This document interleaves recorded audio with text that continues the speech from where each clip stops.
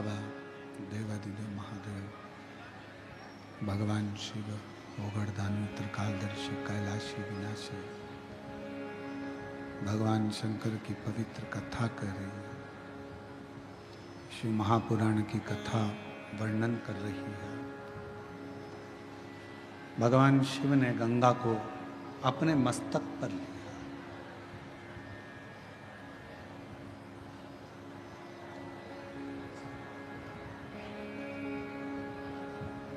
यदि जगत कल्याण की अगर कोई बात करे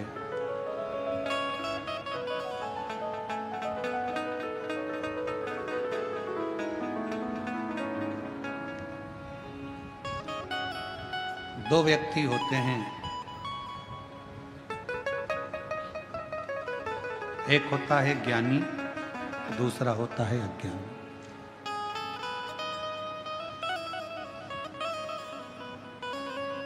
ज्ञानी व्यक्ति की वाणी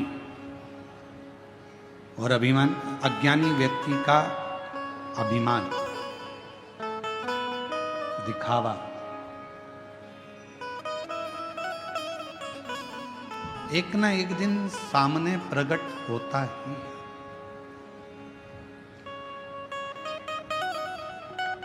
ज्ञानी की वाणी आपको बता देगी कि आप सामने वाला व्यक्ति कितना ज्ञानवान है।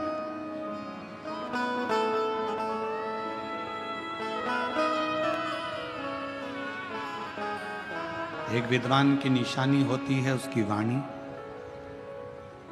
वो वाणी उसकी बता देती है कि इसमें कितनी विद्वत्ता है। बट वृक्ष की छांव बता देती है कि बड़ का पेड़ कितना पुराना है। उस बड़ के पेड़ के नीचे की शांति बता देती है कि उसके नीचे शीतलता कितनी है। उसी तरह एक विद्वान व्यक्ति की वाणी आपको बता देती है कि उसकी वाणी की शीतलता कितनी है और उसके चरणों का सुख कितना है। अज्ञानी का दिखावा और ज्ञानी की वाणी। जैसे ही गंगा मैया पृथ्वी पर आ रही थी और भगवान शंकर ने गंगा जी को मुख ऊपर कर कर देखा तो गंगा कल कल कल कल की ध्वनि कर कर पृथ्वी पर आई।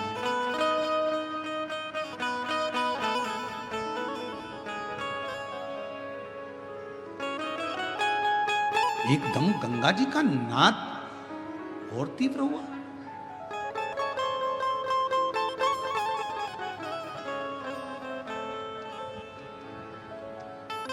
और गंगा जी का नाद एकदम जब तीव्र हुआ तो शिव जी ने फिर शीश को ऊपर करा और गंगा जी को देखा।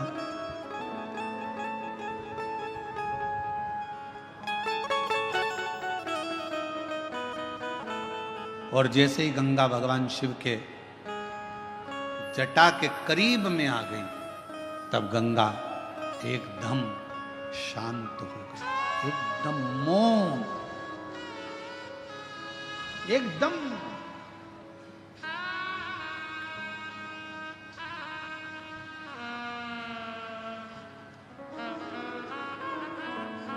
पूछा भागीरथ जी ने गंगा जी से कि तुम इतना कल कल कर कर बहकर आ रही थी, इतना तीव्र से तुम्हारी गर्जना हो रही थी, इतना तेज बहाव के साथ तुम चिल्लाती चिल्लाती गर्जना करती भयंकर नाद करती करती आ रही थी और शिवजी की जटा के करीब में आई और एकदम मौन हो गई। तो गंगा जी ने भागीरथ बाबा से कहा, मुझे मालूम नहीं था कि जो मुझे अपनी जटा में झेल रहा है वो कोई साधारण नहीं है। उसके करीब में जाते से ही एक मौनता धारण करने पर सब कुछ प्राप्त हो सकता है। वो शिव है, वो कर्पूर गौरम करुणावतारम संसार सारम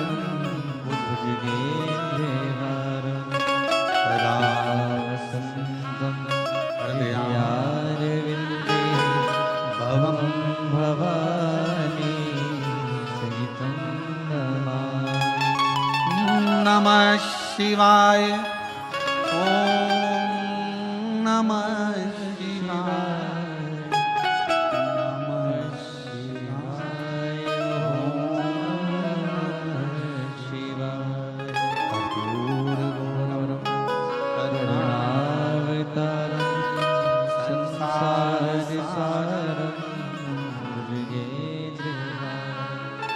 नमः शिवाय, ओम नमः शिवाय, नमः शिवाय, ओम नमः शिवाय। कर्पूरगौरवं करुणावतारं संसारसारं भुजगेन्द्रहारं। मुझे क्या मालूम था कि यहाँ मौन रहने पर भी सब मिल सकता।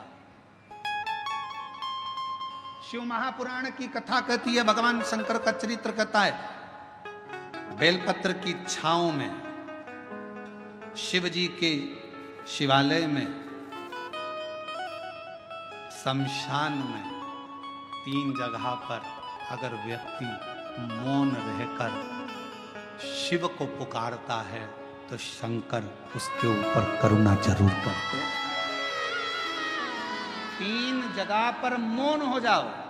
बेलपत्र की छांव में जब पहुंचो तो थोड़ी देर शांति से चुप बैठकर, अपने हाथ में माला हो तो ठीक, ना माला हो तो कर की माला हो, कर की माला भी ना हो तो घट की माला हो, भीतर से अंदर से ओम नमः शिवाय, ओम नमः शिवाय, नमः शिवाय, ओम नमः शिवाय। भीतर की माला से इसको पुकारो।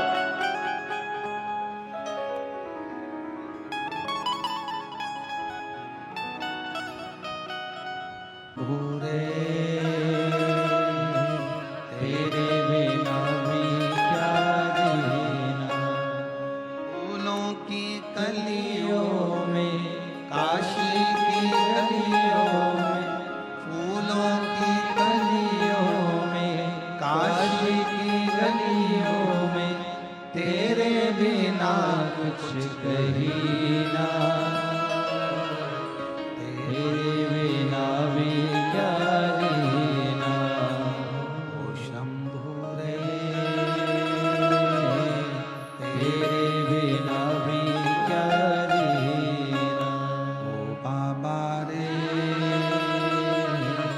तेरे बिना भी क्या जीना।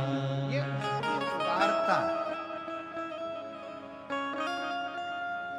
वो जीजी लिख रही है, मेरी उम्र 50 की, कैसे देगा वो? पर खाली ना जाता कोई दर से तुम्हारे।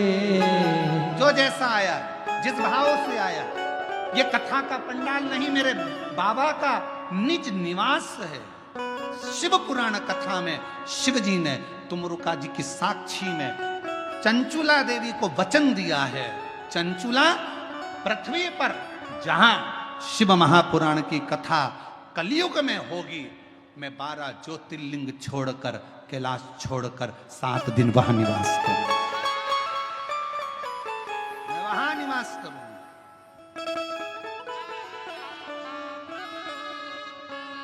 और जो जैसी भावना लाया वो ऐसा ही भर पाया, नहीं खाली उसे लौटाया, वो मन ही मन हर्षाया।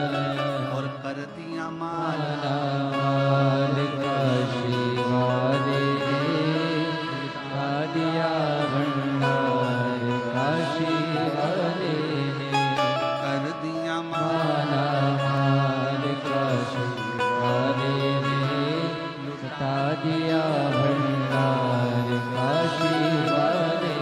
जो जिस भावना से आया, जैसी भावना उसकी, उस भावना से शिव मिला उसको।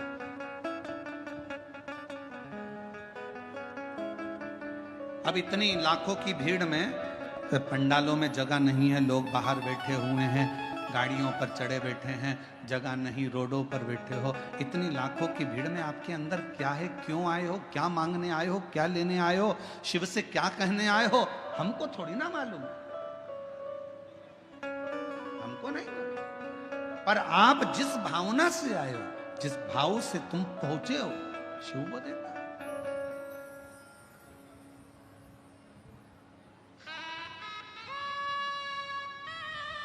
शिव प्रदान कर।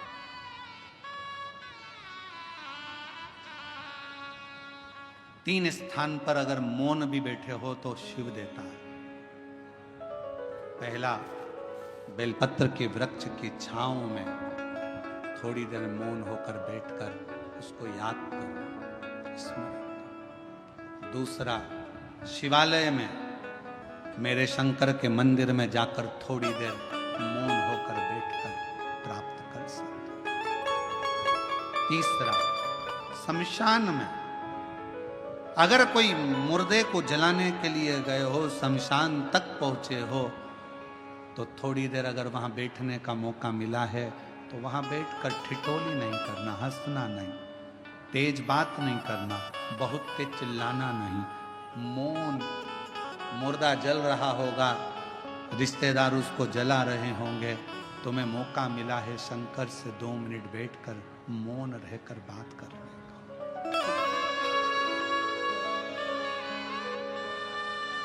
आज के जमाने में लोग शमशान में भी अगर जाकर बैठते हैं तो इतनी ठिठोली, इतनी बातें करते हैं, इतना हंसते हैं। कोई गुटखा खाता, कोई पानी पीता, कोई कुछ करता। आधे से ज्यादा एंजॉय तो लोग मसान में कर लेते हैं। मौका मिले, सेवा करने का मौका मिले तो कथा, अगर आपके नजदीक में शिव पुराण की कथा हो रही है, सेवा करो। जैसे कई माताएं पानी की बोतल लाती हैं, कोई पाउच लाता है पानी का, कोई टॉफी लाता है, कोई बिस्कुट लाता है, कोई खाने का सामान लाता है। हम इधर रोड से आते हैं, हमने देखा कि वहाँ पर राजस्थानी माहेश्वरी समाज की ओर से स्टॉल लगा हुआ है। लोगों को कभी खिचड़ी, कभी पोहा बांट रहा है। इधर तो हम गए नहीं तो हमको मालूम नहीं। 4-5 रोड है, हम कोई एक ही रोड से, जजमान हमारे को जिस रोड से ले जाते हैं वहीं से चले जाते हैं। हमने देखा और ये विश्वास कहता है, जैसे इधर राजस्थानी महेश्वरी समाज स्वल्पहार बांट रही है, तो मेरा मन कहता है, मेरा विश्वास कहता है कि जितनी रोड होगी, सब रोडों पर कोई ना कोई समाज किसी ना किसी रूप में सेवा जरूर कर रही है। कहीं पे सेन समाज बैठी है तो वो कटिंग दाढ़ी फ्री कर रही है, कहीं पर कोई बैठा है, कहीं किसी रूप में बैठे हैं। मैं सारी समाजों को मैं हाथ जोड़कर नमन करता हूं आपके चरणों को कि इन पूरे भारत की भूमि पर अगर कहीं एकता देखना हो तो एक बार शिव महापुराण की कथा में आकर देखो, सारी समाज लगी रहती है। विशाल संचेती जी तो इसको आगे कथा को लेकर आए। संचेती परिवार तो कथा लाया है, जीवन जी तो कथा लाए हैं, ये पूरा परिवार कथा को लेकर आया। संचेती परिवार, रविंद्र कुमार जी हुए, जीवन जी हुए, ये सब कथा को लेकर आए और इनकी मित्र मंडली और इनके सारे साथी इस कथा को लेकर आए हैं। पर इस कथा को सबसे ज्यादा संभाल रहा है तो पूरा बेजापुर का एक एक बच्चा संभाल रहा है। प्रशासन, यहाँ के कलेक्टर महोदय, एसपी, आईजी, डीआईजी, कमिश्नर, यहाँ के एसडीएम, यहाँ के टीआई, यहाँ के तहसीलदार, यहाँ के एक एक मिनिस्टर, मंत्री, सांसद, विधायक, अध्यक्ष, उपाध्यक्ष, यहाँ के जो भी पदाधिकारी गण हैं वो इस पूरी व्यवस्था को संभालने में लगे हुए पूरी। और बेजापुर की यह कथा ऐसी लग रही है और हमने देखा संचेती परिवार को, हमने इस कथा में पहली कथा है जो हमारे को ये देखने को मिली कि संचेती परिवार ने यहाँ पर आकर ऐसा दर्शाया नहीं कि यह केवल हमारे परिवार की कथा है। बेजापुर की कथा ऐसी लगती है कि बच्चे बच्चे की कथा है, पूरे बेजापुर की कथा। और मैं श्री विशाल संचेती जी को इसके लिए धन्यवाद देता हूँ, बहुत बहुत साधुवाद देता हूँ। ये लगा नहीं कि केवल एक व्यक्ति या एक परिवार की, यह सबकी है। शिव उपासना पार्वती जी की कथा कर रही है, बेलपत्र की कथा कर रही है। बेलपत्र के वृक्ष के नीचे भी अगर बैठो तो तुम शांति से 2 क्षण मौन होकर उस शिव को याद करो।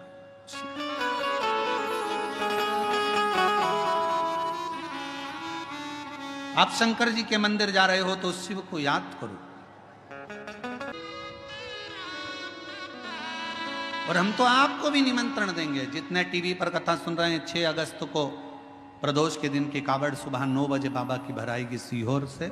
सीवन नदी, माँ सीवन का जल कुबेरेश्वर धाम तक जाएगा। दिल से बाबा का कावड़ के 2 लोटे, 1 डंडा, केसरिया वस्त्र, केसरिया साड़ी, पुरुष वर्ग श्वेत वस्त्र या केसरिया वस्त्र पहनकर बोल बम बोल बम बोल बम बोलते बोलते शिव को जल दोनों हाथ से समर्पित चढ़ा। और पूरे महीने में अगर आप कभी भी सावन के महीने में सीहोर जा रहे हैं तो वहां का जल भरकर शिव को समर्पित करें। आप अगर उस कावड़ में ना आ सके तो सावन का पूरा महीना ही कावड़ का है, जब जाओ तब समर्पित करो शिव को राज्य।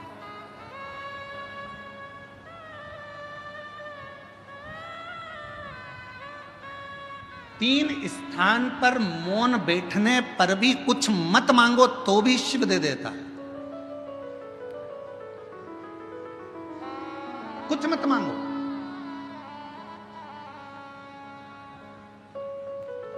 आप अगर वहां जाकर मौन होकर बैठ गए तो भी शंकर दे देगा, तो भी शिव दे देगा।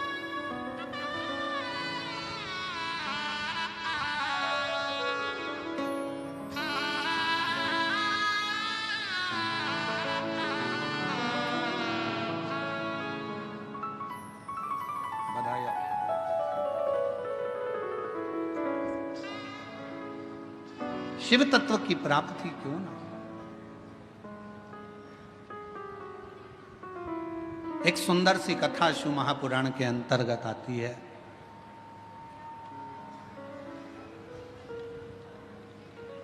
बालक ने जन्म ले लिया था जिस बालक का नाम अंधकासुर हो गया था।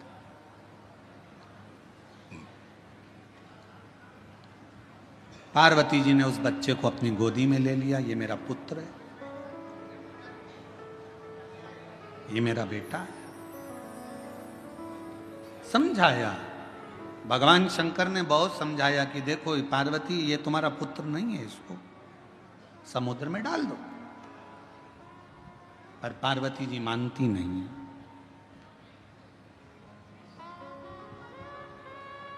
दुनिया में एक मां एक ऐसी होती है जिसका बेटा पेट में रहता है तो भी लात मारता है, गोदी में रहता है तो भी लात मारता है, उसके बाद भी माँ अपनी पूरी जिंदगी उस बेटे की भलाई के लिए निकाल देती है। केवल जगत में, इसलिए पूरी दुनिया में माँ की बराबरी परमात्मा भी नहीं कर सकता। परमात्मा से भी अगर कोई बड़ी सीढ़ी है तो वो तुम्हारी घर में रहने वाली बूढ़ी माँ तुम्हारी माँ है, वो सीढ़ी है। उसको पहचान।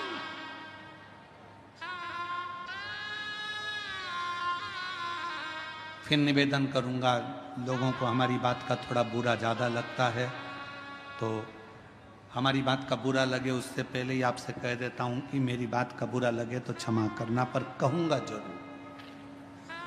खाया बिना रह जाऊं पर बोले बिना नहीं रह सकता, इसलिए कहूंगा जरूर।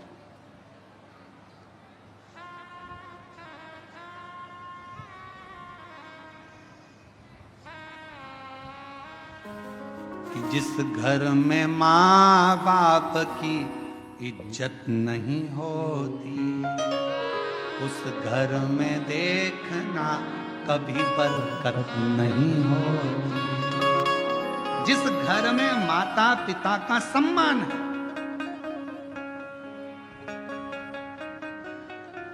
माता पिता का जिस घर में सम्मान, और फिर कहूं, पत्नी अगले जन्म में मिलेगी, बच्चे अगले जन्म में मिलेंगे।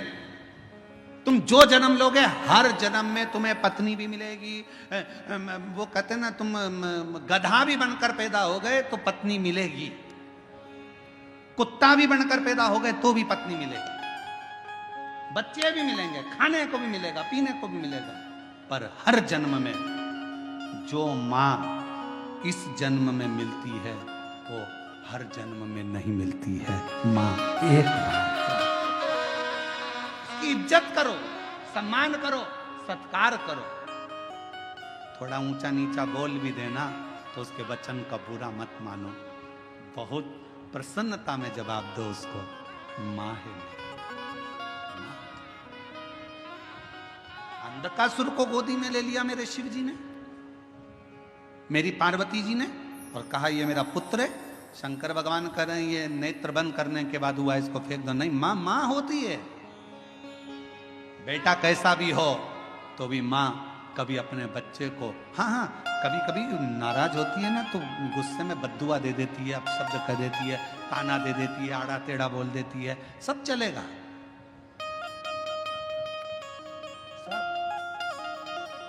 पर माँ से बड़ी कोई दौलत नहीं है।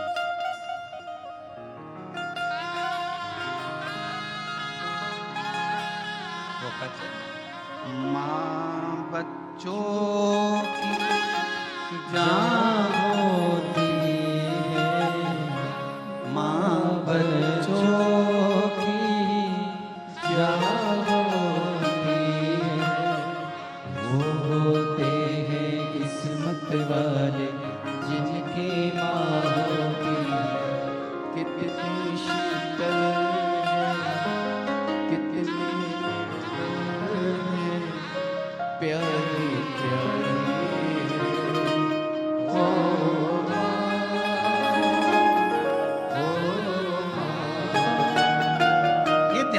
अपनी जिंदगी में मायका पिता के नाम से नहीं होता, मायका माँ के नाम से चालू होता है।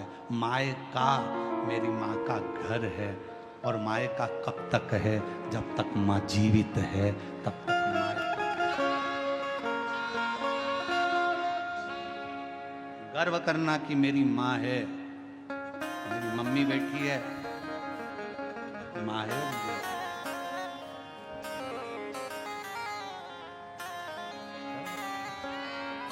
अंधकासुर को बड़ा समुद्र में डाल दिया, समुद्र में हिरण्याक्ष ने पाल पोस के बड़ा कर लिया। हिरण्याक्ष ने अंधकासुर से कह दिया तेरी कोई बाप नहीं, तेरी कोई माँ नहीं, तू पानी में बहकर आया था, मैंने तेरा पालन पोषण करा, मैंने तेरा पालन पोषण करा।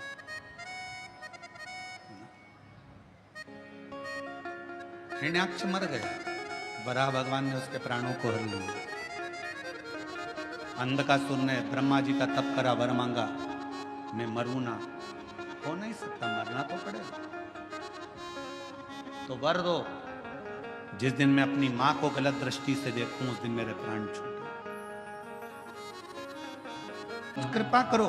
भागीरथ जी ने भगवान शिव की आराधना करना प्रारंभ करी। शिव जी के लिए अखंड तप किया भागीरथ बाबा ने, ऐसी अखंड साधना करी कि भगवान शंकर का कैलाश धाम हिल जाए, पर शिव का कैलाश नहीं हिला। भागीरथ जी ने खूब तप करा, पर शंकर भगवान का कैलाश धाम नहीं हिल पाया, हिला ही नहीं।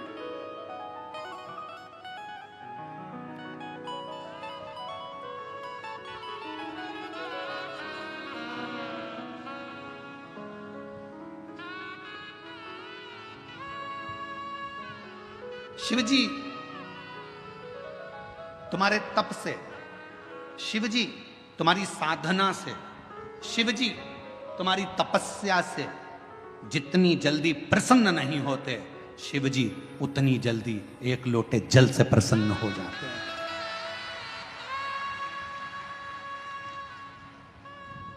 और फिर निवेदन करूंगा, सावन का महीना लगते से ही मेरी जीजियों से निवेदन है, एक लोटा जल नहीं, कितना? 2 लोटा जल, दोनों हाथ में भरा हुआ। घर से निकलो तो 2 हाथ में हो, बाहर निकल कर भले फिर एक के ऊपर एक रख लो, मना नहीं, पर शंकर के मंदिर में जब पहुंचो दोनों हाथ में जल हो और शिव जी के ऊपर दोनों धार एक साथ, बाबा के धार जल की 2 एक साथ लगना चाहिए और शिव जी से अपने मन की प्रार्थना करना चाहिए, शिव स्वीकार करो।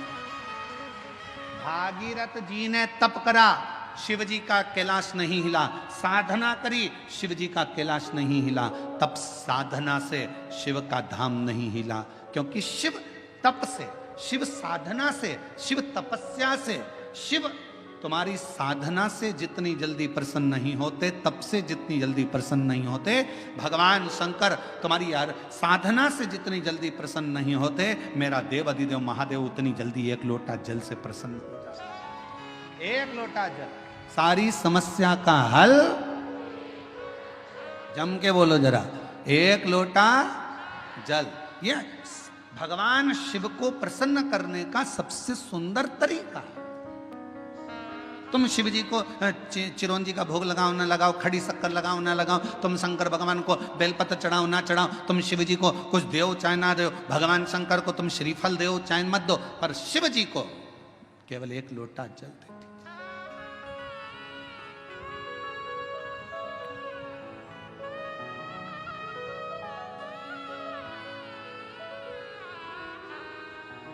छत्तीसगढ़ में एक बहन ने एक प्रश्न लिख के भेजा था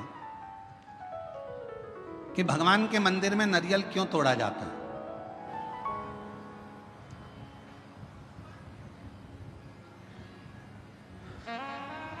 छत्तीसगढ़ का प्रश्न है, मुझे उम्मीद है महाराष्ट्र की जीजियां उत्तर दे देंगी। मेरे जीजा उन भी बोल सकते हैं, भगवान के मंदिर में नारियल क्यों तोड़ा जाता है। तो छत्तीसगढ़ के निकुंभ का यह प्रश्न था, क्यों तोड़ते हैं भगवान के मंदिर में नारियल, क्यों तोड़ा जाता है, क्यों तोड़ा जाता है। भाई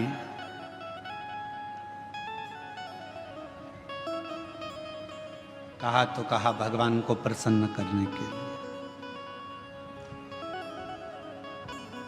पर हमसे अगर हमारे हम अब इस जगह पर हम हमारे शिव पुराण की बात नहीं कर रहे हैं, हम हमारे दिल की बात कर रहे हैं, हमारे मन की बात कर रहे हैं।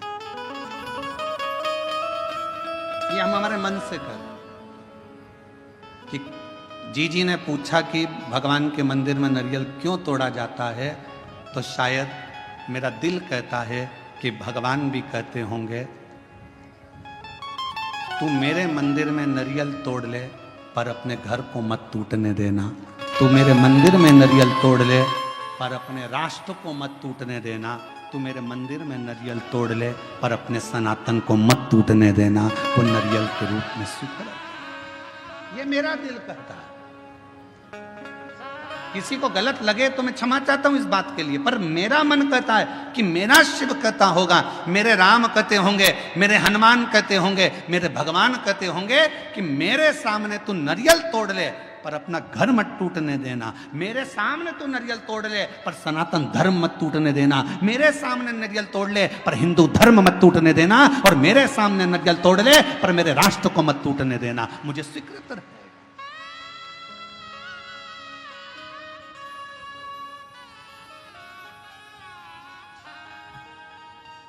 मुझे नारियल का टूटना स्वीकार है पर सनातन धर्म का टूटना स्वीकार नहीं है।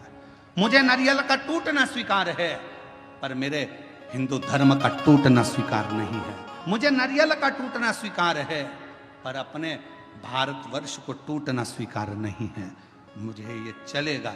तो मेरा दिल कहता है कि भगवान, नारियल टूटने का एक क्रम, शुभ कार्य में नारियल क्यों फोड़ा जाता है कि जो भी तकलीफ हो, कोई कष्ट हो, मेरा बाबा स्वीकार करना, ये हमने इसको दे दिया, जो भी था उसको प्रदान कर।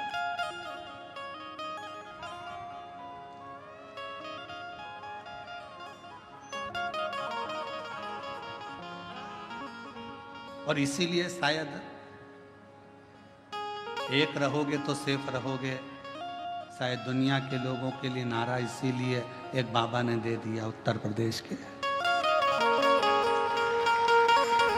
इसीलिए उत्तर प्रदेश के एक बाबा जी ने नारा दे दिया कि एक रहोगे तो सेफ रहना है तो एक रहना। पर अभी बहुत विचित्र, बहुत बड़ा एक चक्रव्यूह रचा जा रहा है समाजों को तोड़ने के लिए। एक बहुत बड़ा चक्रव्यूह रचा जा रहा है हम ये समाज के हैं, हम वो समाज के हैं, ऐसा हो गया वैसा हो गया। मेरा तो हाथ जोड़कर निवेदन है, इन सब बातों को भूल जाओ। हम सनातनी हैं, हम हिंदू हैं, हम एक रहें, इससे बढ़कर मत टूटो।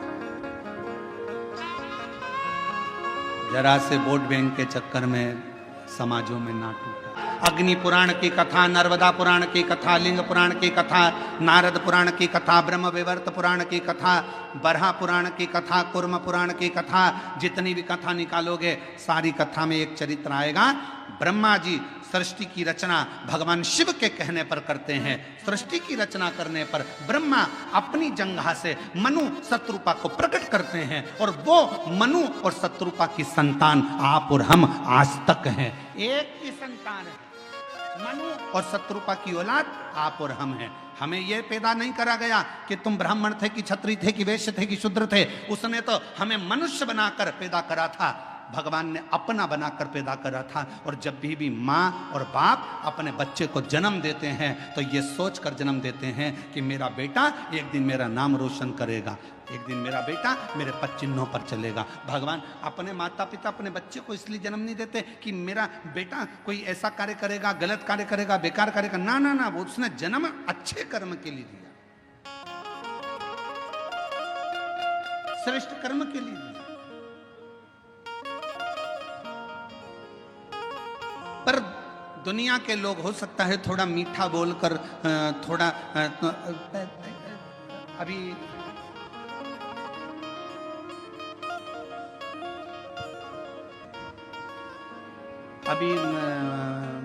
बहुत अच्छे अच्छे फल आ रहे हैं बाजार में, बहुत अच्छे अच्छे आ रहे हैं। उसमें से एक मैंगो आम, जामुन,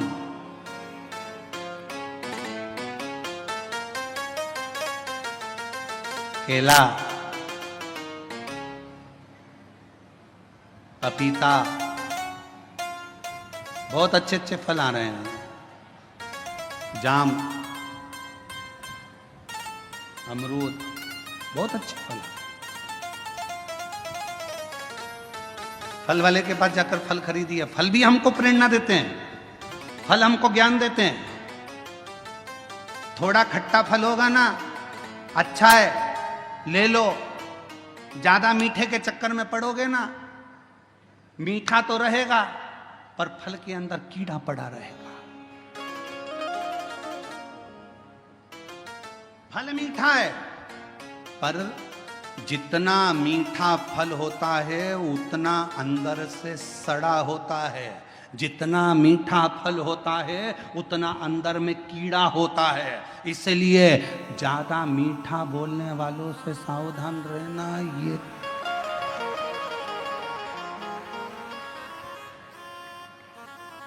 सावधान इंडिया, सावधान। पपीता दुकान वाला कह रहा बहुत मीठा, बहुत मीठा, बहुत मीठा।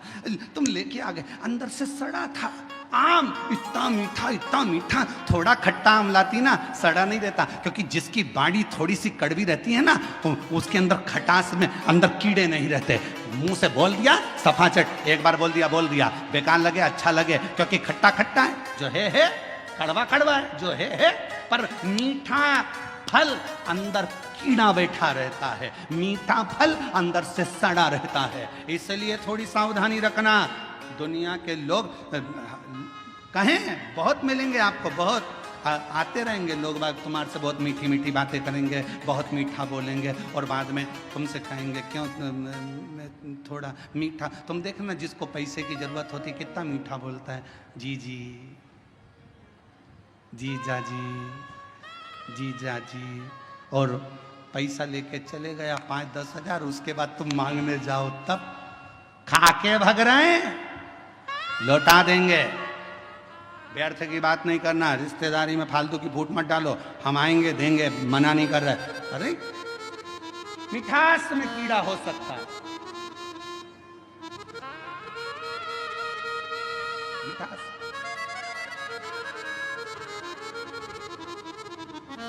पर खटास में कीड़ा नहीं हो सकता। सावधान रहें। थोड़ा सतर्क रहें, सतर्क होना जरूरी है। मेरे शंकर भगवान की कथा कहती है शिव जी का कैलाश धाम नहीं हिला, बहुत तप करा, भागीरथ जी ने साधना करी, तप करा, पर भगवान शंकर का कैलाश नहीं हिला, क्योंकि उनने तप करा था। अगर तप की जगह पर एक लोटा जल लेकर पार्थिव लिंग का निर्माण कर कर शिव जी को जल चढ़ा देते, मेरा शंकर सामने प्रकट हो जाता। और आखिरी में भागीरथ जी ने देखा शिव जी प्रकट नहीं होते, तब भागीरथ बाबा ने वही किया जो आप करते हैं, एक लोटा जल। मेरे भागीरथ बाबा ने शिव को हृदय का जल चढ़ाना प्रारंभ करा तो शिव सामने आकर प्रकट हो गए। मांग तुझे क्या चाहिए भागीरथ, बोल तुझे क्या दूं, क्या दूं? तो भागीरथ बाबा ने कहा प्रभु बस गंगा जी पृथ्वी पर आना चाहती हैं, पृथ्वी पर आएंगी तो पाताल में चली जाएंगी, आप कृपा करो कि ये गंगा को अपने जटा में झेल। शिव जी ने कहा जटा में? हाँ।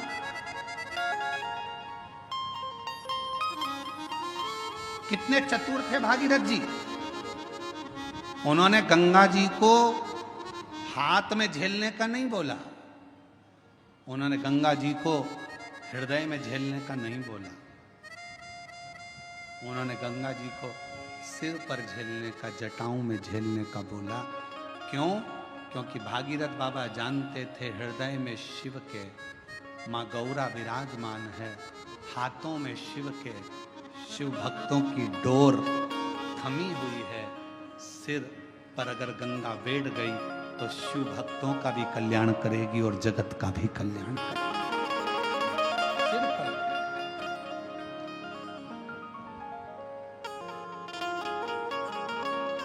और मैया ओ गंगा मैया, मैया ओ गंगा मैया, मैया गंगा मैया, मैया ओ गंगा मैया। ये जगत का कल्याण करने वाली गंगा, जगत का उद्धार करने वाली गंगा। फिर किसी ने एक बार प्रश्न किया था क्या शिव जी को गंगा का जल अधिक प्रिय है? शंकर भगवान को गंगा का जल अधिक प्रिय है?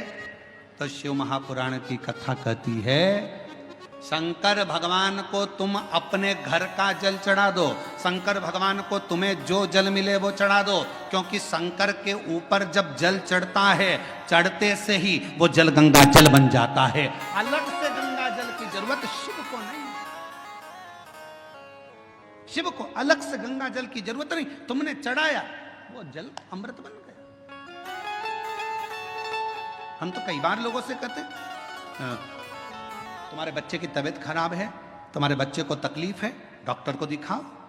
तुम्हारे घर में अगर किसी को तकलीफ है डॉक्टर को दिखाओ, वो जांच का बोले जांच कराओ, दवाई का बोले दवाई खिलाओ, और उसके साथ एक काम जरूर करो, डॉक्टर का इलाज भी करवाओ, साथ में एक कटोरी में जल लो और जल लेकर भगवान शिव का मंत्र का उच्चारण करो, नमः शिवाय नमः शिवाय, षडाक्षर मंत्र बोल लो, ओम नमः शिवाय, या त्र्यंबक मंत्र बोल लो, और या त्र्यंबक मंत्र ना तो श्री शिवाय नमस्तुभ्यम मंत्र का जप करते जाओ 108 बार जप कर कर जो जल है वो अपने बच्चे को थोड़ा थोड़ा पिलाना प्रारंभ करो, या उस जल से उस बच्चे के शरीर पर लगाना प्रारंभ करो, वो जल भी सिद्ध हो जाता है मंत्रों की प्रबलता में। डॉक्टर को भी दिखाओ, डॉक्टर का भी इलाज करवाओ, दवाई दे दवाई खिलाओ, जांच का बोले जांच कराओ, पर साथ में शिव पर करा हुआ विश्वास, मंत्रों का उच्चारण, शिव तत्व का नाम सुख प्रदान करता है।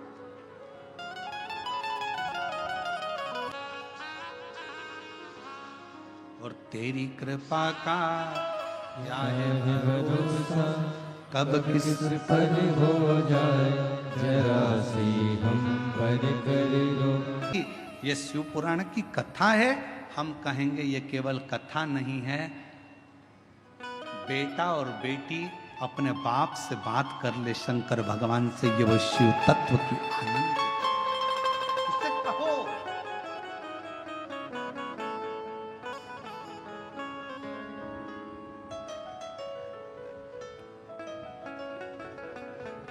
आज कथा का 5वां दिन है, कल कथा 6ठे दिन की।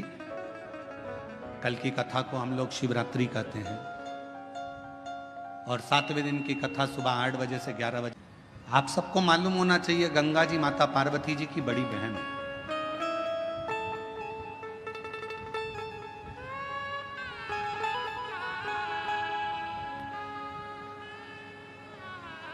जितना प्रेम माता पार्वती जी भगवान शिव से करती थी, उससे दुगना प्रेम मां गंगा शंकर जी से करती थी। दुगना प्रेम मां गंगा शिव जी से करती थी।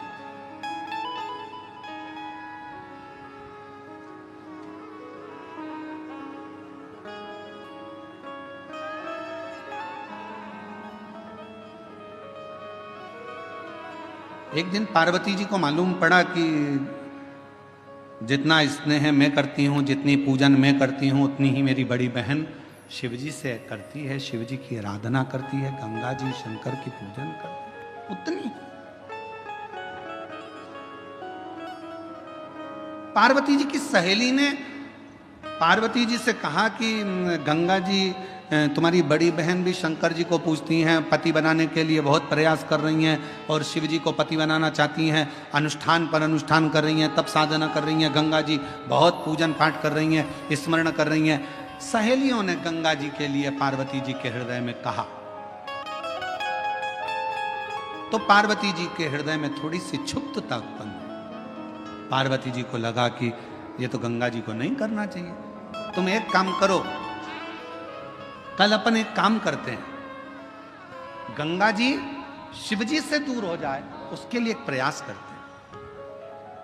और पार्वती जी की सहेली के कहने पर पार्वती जी की सहेली ने एक रचना रची और पार्वती जी की सहेली ने रचना रखकर कहा कि मैंने सुना है अगर कोई संत निकल कर जाते हैं और उनके ऊपर अगर पानी डाल दिया जाए, पानी का छींटा दे दिया जाए तो संत प्रसन्न होकर वर दे देते हैं। गंगा जी ने कान लगाकर सुन लिया कि ऐसा करने से मुझे शिव मिल सकते हैं। सामने से दुर्वासा बाबा जाते हुए नजर आते, एक संत का जाना होता, गंगा जी का पानी का फेंकना होता और फेंकने पर जैसे ही जल फेंका ऋषिवर को क्रोध आ गया और उन्होंने कह दिया गंगा तूने एक संत का अपमान करा है, संत का अपमान।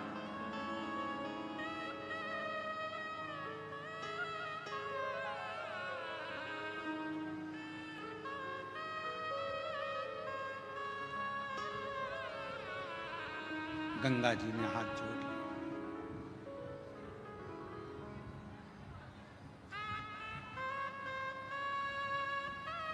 चरणों में मैं प्रणाम करती हूं, क्षमा करिए, क्षमा करिए, मैं विनय करती हूं, मुझे क्षमा कर।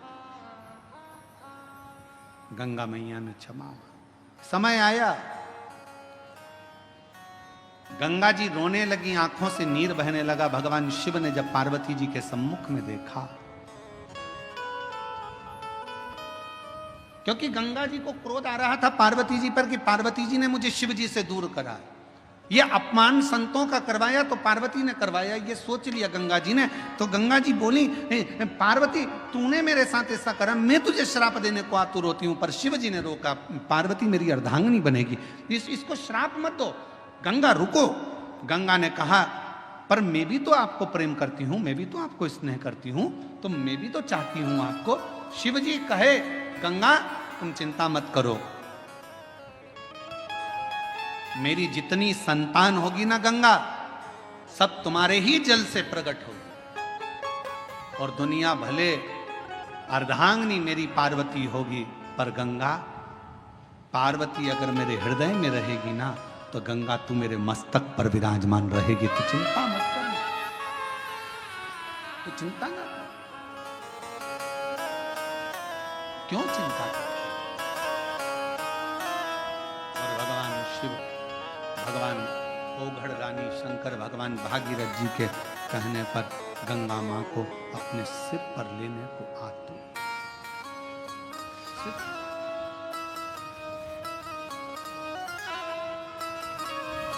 क्या नहीं देता, भागीरथ जी ने जो मांगा भागीरथ जी को दिया। लंकापति रावण ने जो मांगा वो लंकापति रावण को दिया। रावण को राधा